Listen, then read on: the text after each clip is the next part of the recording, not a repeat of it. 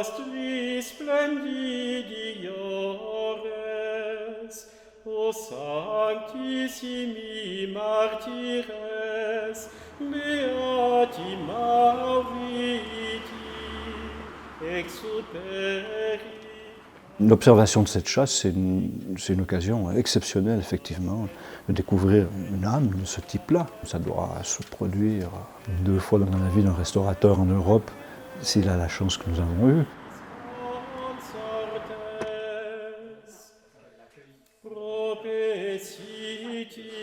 La construction d'un objet comme celui-ci prend quelques jours à peine.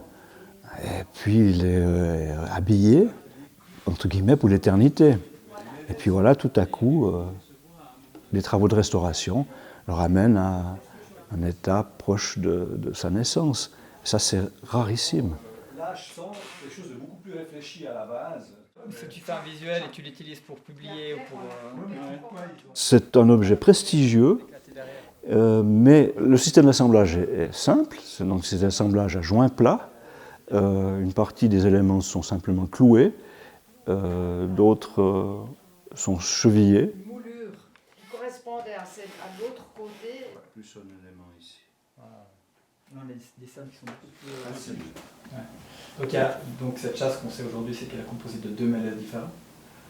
Le fait qu'on avait aussi identifié comme étant une autre essence, bien du chêne, on a 3 arbres qui composent cette chasse. Le mélèze a des propriétés de conservation exceptionnelles, donc il résiste très bien à l'humidité, aux insectes. C'est un bois dense, c'est un bois qui était facilement disponible. Le chêne, c'est beaucoup plus rare. Et d'ailleurs, on a un seul élément sur le pignon, un seul élément de chêne. C'est Victor qui est venu, Victor Lopez. On a réutilisé certains éléments, certaines planches qui avaient servi à une autre construction. On trouvera par exemple des tourillons ou des chevilles qui n'ont plus lieu d'être à ces endroits-là. On ne jetait rien, donc on réutilisait certains éléments qu'on pouvait avoir dans l'atelier. C'est très courant. Ça peut aller du fond de tiroir à un autre coffret. On a des traces de sillage et des choses comme ça. Les traces nous permettent d'identifier les outils.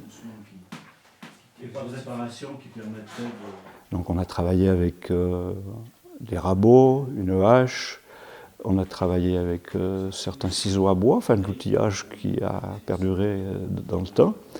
On peut découvrir par exemple un petit défaut, un accident sur une lame de rabot qu'on retrouve sur les différents éléments qui vont pouvoir confirmer le fait que ces différents éléments ont été travaillés par le même artisan avec le même outil. Ouais, là, elle est là. On remet avec la plus grande délicatesse et la plus grande humilité possible nos mains, nos doigts où les créateurs de ces objets-là les ont mis. C'est un privilège extraordinaire.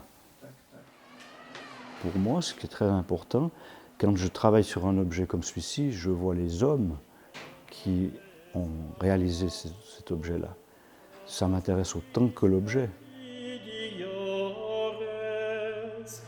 O sanctissimi martyres, beati Mauriti, exuperi Candide Victor, innocenti et vitalis, et omnes sacre